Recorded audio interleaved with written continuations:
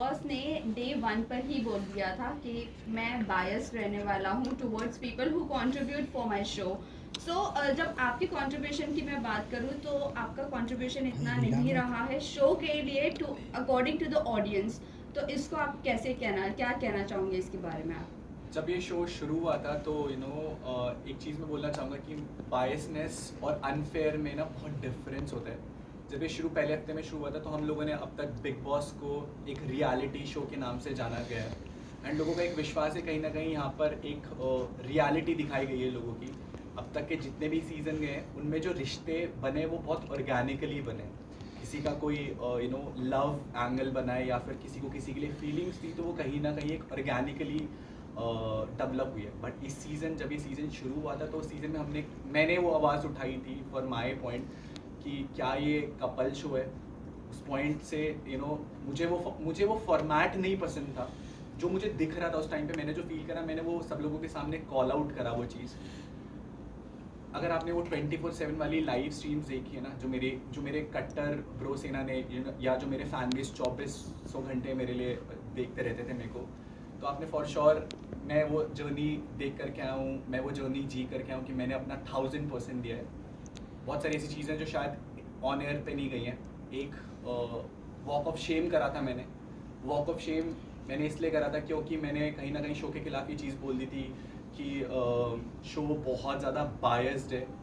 क्या ये couple show का फॉर्मेट है, क्या ये नाचने का शो है। अगर मेरे को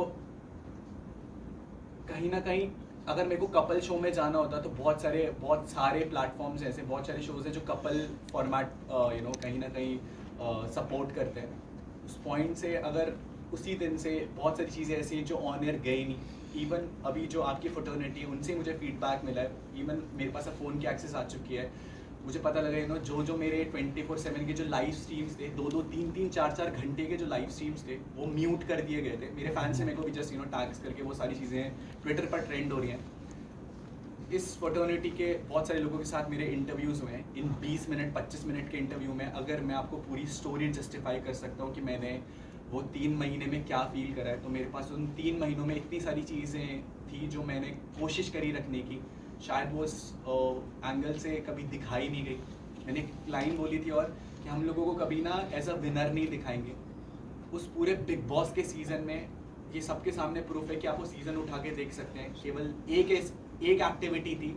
आपको याद होगा जब यूट्यूब वर्सेस सेलिब्रिटी वाला एक एक्टिविटी हुआ था जिसमें मैंने ईशा के खिलाफ एक टास्क परफॉर्म करा था। एक वो एक्टिविटी और एक 31 दिसंबर 2023 की एक्टिविटी जहाँ पर मेरे को जस्ट सिल में बुला करके एक एक्टिविटी करवाई थी। मेरे पूरे सीज़न में उस बिग बॉस की तरफ से मेरे को केवल 2 बार ही बुलाया गया था परफॉर्म करने के लिए। जहाँ पहला मेरा परफॉर्मेंस था इंडिविजुअल लेवल पे, मेरे को जितना परफॉर्म करना आता था मैंने परफॉर्म किया एंड आई वॉन।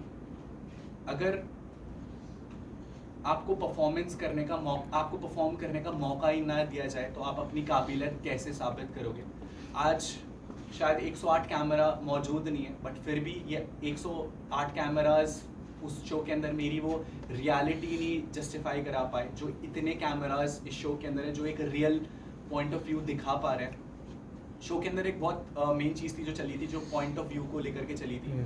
आज की डेट पे सब लोग इस चीज़ को एग्री करेंगे यार कि शो कहीं ना कहीं बायस था। शो ने कहीं ना कहीं उन्हीं लोगों का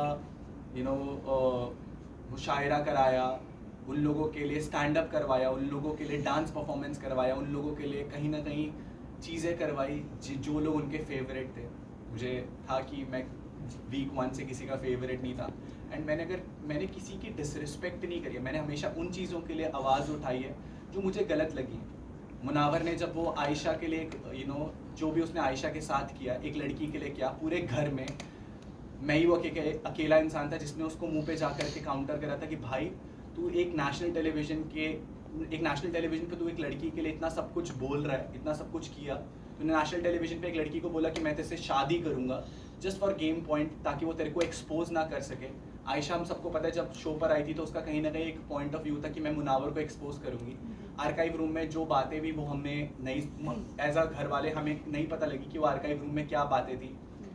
बात कर देते हैं बायसनेस की तो बायसनेस फिर भी जस्टिफाइड है, बट जहाँ अनफेयर आ जाती है मेरे पास सेट एग्जांपल्स है कि वो क्या क्या हुआ है शो में। आपको याद होगा मेरा एक कन्फेशन रूम में एक डिस्कशन हुआ था बिग बॉस के साथ